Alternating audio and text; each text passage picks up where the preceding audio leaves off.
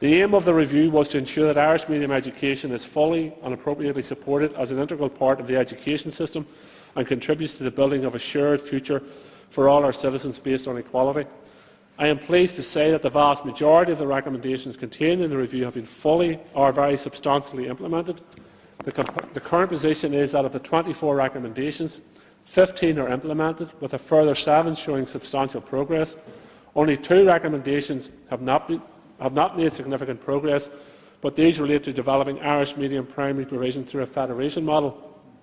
As time has progressed, educators have been able to develop and share best practice across Irish medium primary provision through less formal structures and ways on a federated model as originally envisaged in the review.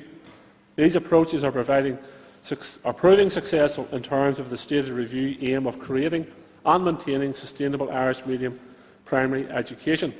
The ongoing implementation of the recommendations continues to contribute greatly to the vibrancy and success of the Irish medium sector at preschool, primary school and post-primary school stages.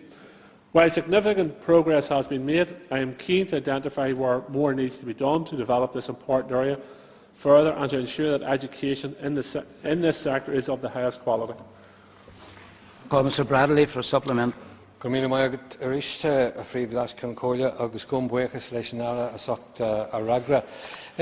féidirlum ifrid denara an bhfuil socrúir bí deanta aige le genú cinse de go bhfuil an Gaelscoileach san Éirú nar a churann a rinn policy nua chun tosaí mar atá molta in san afreithnú ar an Gaelscoileach.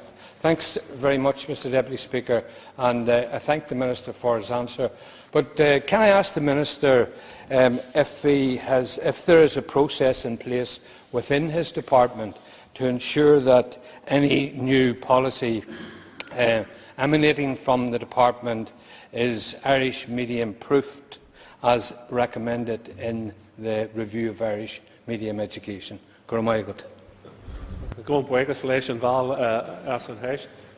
Yes, all policies within my department are proofed across the sectors, are proofed in particular in relation to Irish medium education, and ensure that they are adaptable to and appropriate for the promotion of and facilitation of Irish medium education. And indeed, I think that's one of the reasons why you've seen such a dramatic rise in the numbers of young people attending Irish medium provision. The level has risen from 2,695 in 2002-03 to 4,627 in 2012-13. So there has been a dramatic rise in young people attending Irish medium provision. We have supported that development both through direct financial resources and through resources in relation to the teaching of the curriculum and provision around the curriculum. We engage, as I do with all sectors, on a regular basis with the Irish medium sector and continue discussions as to how we can further support and facilitate that sector.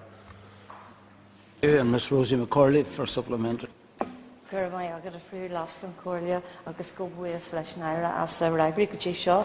thank you, Mr Deputy Speaker, and I thank the Minister for his answers up to now. And dig leis an aire sunray horge ar fast geologicus liblinti boganus.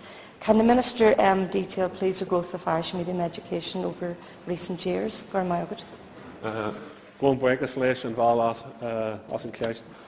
There has been a dramatic rise in relation to Irish medium education over recent years, and as I outlined to Mr Bradley, we have seen a rise from 2002-03 of 2,685 pupils to 4,627 in 12-13.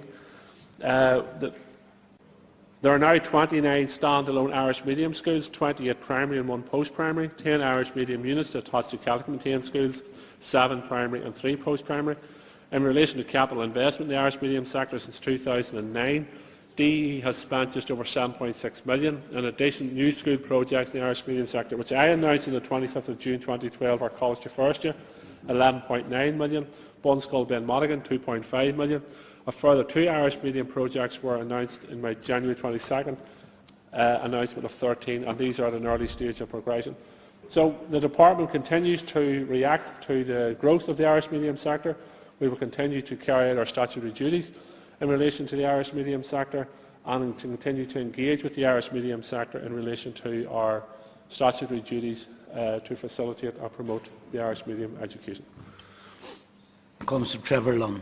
Yes, thank you, Mr. Principal Deputy Speaker. Could I ask the Minister, given that the Irish medium and the integrated sectors were both referenced in the Good Friday Agreement, and that his department has the same obligation under statute to encourage and facilitate both movements, will he consider a review of the integrated system, and similar to the one that's been talked about today?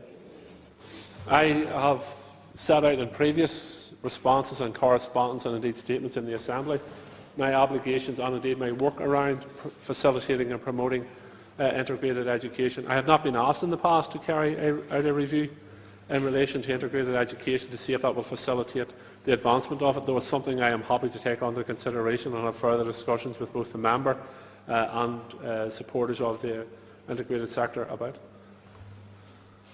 And I call Mr. Barry McElduff. Question number 5, Cash Diveracuig. I have noted the recent Council of Europe report on the implementation of the European Charter for Regional or Minority Languages. My department is considering the references to education here in the North of Ireland and looking at what actions we can take to ensure that we are meeting our obligations under the Charter. My department has made a great deal of progress in the area already. For example, the Irish Medium Education Review, which I have just mentioned, aims to ensure that Irish medium education is fully and appropriately supported as an integral part of the education system. Schools can teach Irish and Ulster Scots language, literature, culture and history at both primary and post-primary level. My department has provided funding for the production of teaching resources for both Irish and Ulster Scots languages, the development of special educational needs provision for Irish medium education, an advisory group on the strategic development of Irish medium post-primary education, an Irish medium education early years specialist post and ultram, the Community Relations, Equality and Diversity in Education policy, a Department of Education Languages policy for Irish, which sets out the administrative services that my department currently offers in Irish and informs those who wish to use Irish how they may communicate with the department through the Irish language. Thank you. And I call Barry McElduff for a supplement. Can I ask the Minister to outline perhaps what additional duties or obligations this places on him as a Minister, essentially to develop the point he made about how it specifically impacts on education? Thank the member. As the member will know, and I responded to the previous questions, there is an obligation to us in relation to the 98 Act, in relation to the European Charter for Regional Languages. Part 2 of the Charter sets out high-level objectives and principles pursued in support of regional or minority languages. Here that applies to, in both parts, to Irish and Ulster Scots.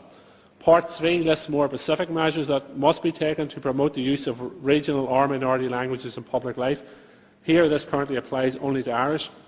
Part 3D has either specific responsibility or collective responsibility with other departments, Article 8 Education and Article 10 Administrative Authorities and Public Services. So there is obligations placed upon us by the Charter in relation to the promotion of minority and regional languages, and it's something that my department takes very seriously.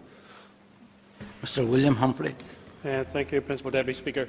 The Minister will be aware in terms of the current funding and resource issue that his department has in relation to the Ulster Scots Agency.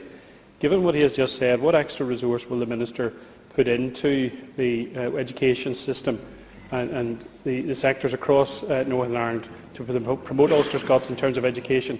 And indeed, can I ask the Minister, in terms of the ongoing disparity that there is in terms of funding between Irish and Ulster Scots, what more can he make available to help address that issue? My department funds on the basis of need. The member will be aware, and I've answered in previous questions, we have a thriving Irish medium sector. We have over 4,000 children currently being taught through the medium of Irish, and it continues to grow. We have over 20 specific either units or schools in relation to Irish medium. I unfortunately do not have any in relation to Ulster Scots. I do make funding available for the promotion of Ulster Scots material, and I have engaged with the Ulster Scots Agency. I asked them to come back to me with further details of support. I await that response, but I'm happy to engage with anyone who's promoting Ulster Scots to see how I and they work closer together to promote either it's the Ulster Scots language or the Ulster Scots culture. I have a phobia of neither. Ms. Joanne Dobson.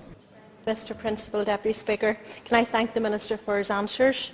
But given his party president's statement in 2003 that the language is still central to our political project, how is he, as Education Minister for all children, depoliticising the Irish language? The member spends more time studying my party leader's speeches than I do, so I don't know in what context the party leader said that or where the party leader said that, but you keep studying the speeches anyhow. The Irish language has been politicised not by those who advocate it, not by those who wish to speak it, not by those who wish to learn it, not by those who wish to respect it. It has been politicised by those who wish to prevent it being spoken, prevent it being learnt, prevent it being used, and prevent its identity ever being acknowledged. I am currently learning Irish because I believe that it is part of what I am, who I am. Many other people learn it because they believe it's part of what they are and who they are, etc. But it does not belong to me. It does not belong to my party. It does not belong to my political beliefs. It belongs to everyone on the island of Ireland, regardless of their political affiliations or none, regardless of their religious affiliations or none. And the best way, in your terms, to depoliticise it is for people to respect it for what it is, a language, and for everyone to take ownership of it, and then no one can claim ownership of it.